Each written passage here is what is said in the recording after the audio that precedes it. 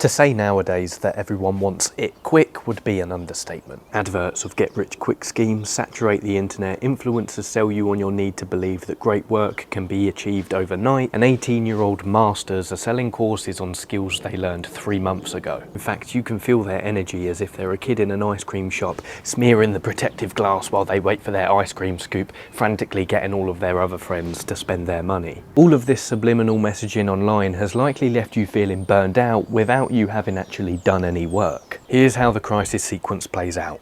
Wake up, scroll social media, glue your eyes to the screen as you watch online influencers flash their fancy lives that took years to build, convincing you can do the same but overnight. Feel a spark of motivation, convince yourself you need to earn money now, get off your phone 3 hours later, sit and think, reach a crisis in your mind as you're stuck on which direction to take, decide you'll leave it till tomorrow, feel increasing anxiety that time is running out, repeat. The problem you face isn't an internet addiction, it's that you've developed short-sightedness and you rely on excitement. And I don't blame you, because everything in your environment is vying for your attention and trying to make you short-sighted. Leonardo da Vinci understood the perils of short-sightedness, so he made his motto ostatnio rigore, in Latin, which translates into English as stubborn rigour. In ancient Greece, the gods were believed to have complete foresight, whereas humans were believed to just be the torments of fate. So we wouldn't be wrong to say that anyone who shows a hint of foresight nowadays appears godlike. But you can't attain this godlike quality if you're constantly flitting from one pursuit to the next, believing that you can achieve success but overnight. What you need to do in order to achieve mastery and to find the work that only you can excel at is to do what literally every successful person has ever done. Elevate your perspective and become a far-sighted human being. Intensity beats extensity every time. You need to find the one deep mine and mine it deeper rather than flitting from one shallow mine to the next. You need to change your relationship with time. Instead of fearing the passage of time passing, you need to cherish it and work with it, because time will reveal either the success or demise of your plan and everyone else's plan. Instead of just always reacting in the present, the passage of time and working with it will bring you confidence, assurance, results, and with death equally as your friend. You must become a strategist instead of a tactician. In the next 6 minutes or so, I'm going to show you how to develop this seemingly rare and godlike quality of becoming a far-sighted human. If it interests you now but will bore you later, it's a distraction. Keep looking.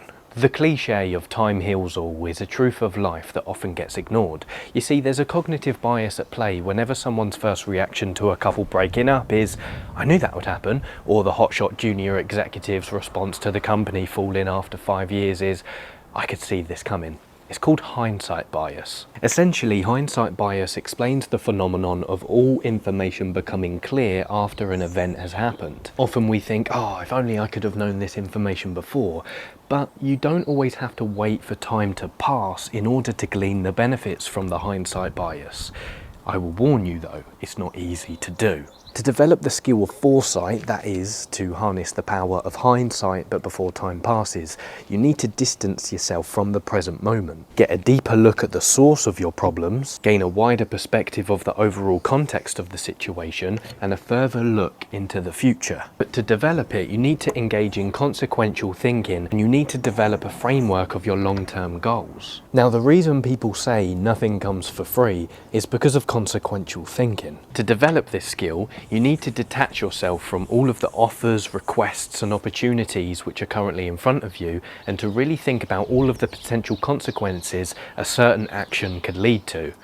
Perhaps you feel the desire to travel, but you don't have a lot of money. Think, if you travel abroad, you can survive by being frugal, but when you come back, you'll have less money and you probably won't have a job. So what would be a better option? Maybe you stay put where you are for 3 months, save up more money, quit your job, sell your flat, and then become a digital nomad to travel the world. Map out all of the possible consequences of your most important actions and decisions. An example from my life is dating. Now, I'm 23 years old and I've made the decision that I'm not going to be dating again until I'm 26. Mainly because I know that if I was dating now, I would want to put effort into a relationship, which means necessary effort and energy away from what I'm doing now, which is building my career. But who knows, lightning could strike. I've just realised I've signed an accountability pact with you guys. With an elevated perspective, You will have the patience and clarity to achieve any objective that you set. With the skill of being far-sighted, you will see the whole chessboard and you will reclaim boundless energy stores which you can then channel into your most important actions and decisions in the present moment, and into doing the work that really matters to you. And through being a strategist, you won't lose your cool if you lose a battle, because your focus is on winning the war. Secondly, without developing a framework for your long-term goals and your overriding vision, you'll get sucked into whatever other people suggest for you, which I do not recommend. Most people think they have an understanding over their long-term vision and goals, but they can only really see 2 or 3 years into the future. And actually, if you prod at their plan, you'll find out that their plans are actually very vague. Map out in detail your long-term goals and your plan. Not 1 year, 2 years, 3 years into the future, but decades.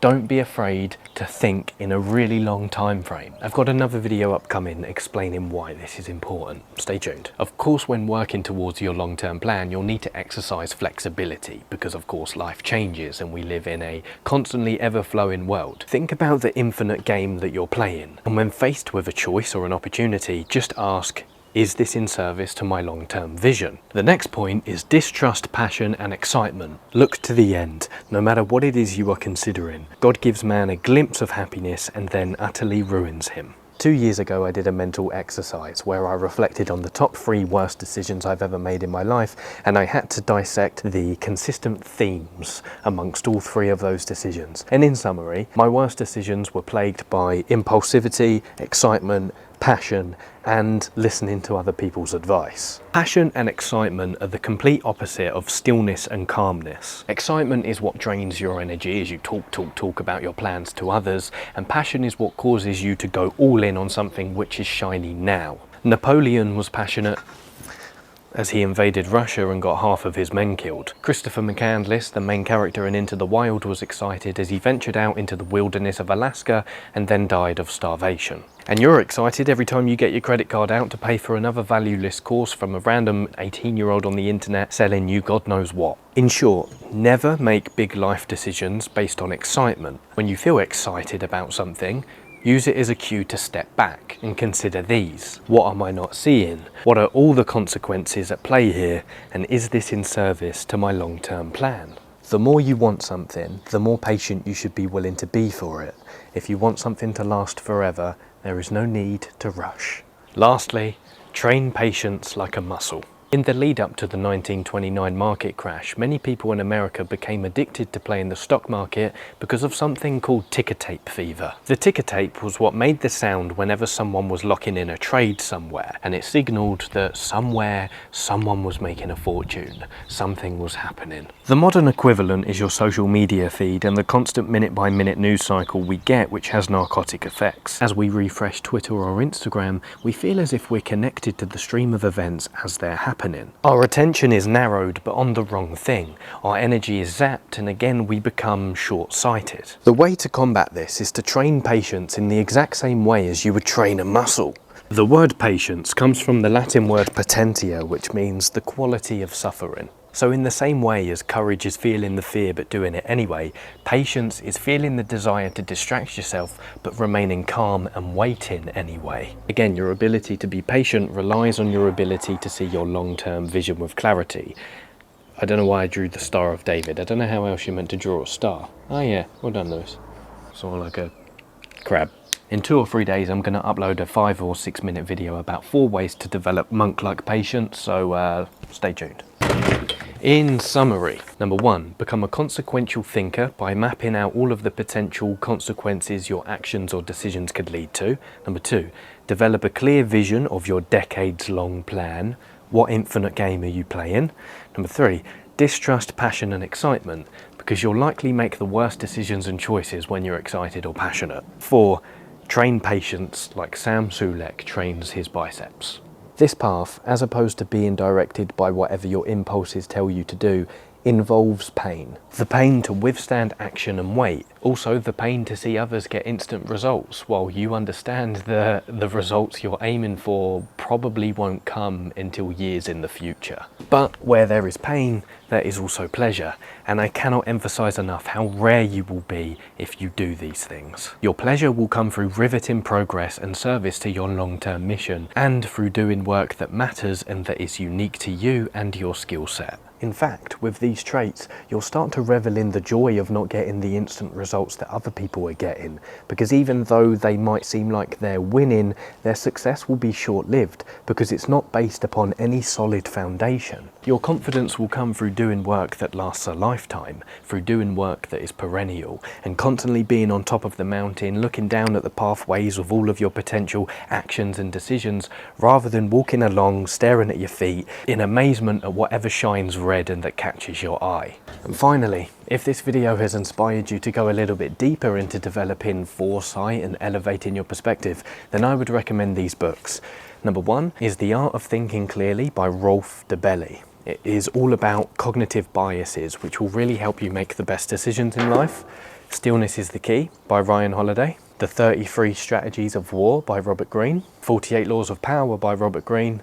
And Mastery by Robert Greene. Any one of them will be really good. So, thank you for your time and attention. Hopefully that was worth a like and subscribe. Let me know in the comments if you're going to start developing these traits or how it's going so far. And all the best, as always. I'm rooting for you, and I'll see you in the next one. Adios, amigos. Y amigas.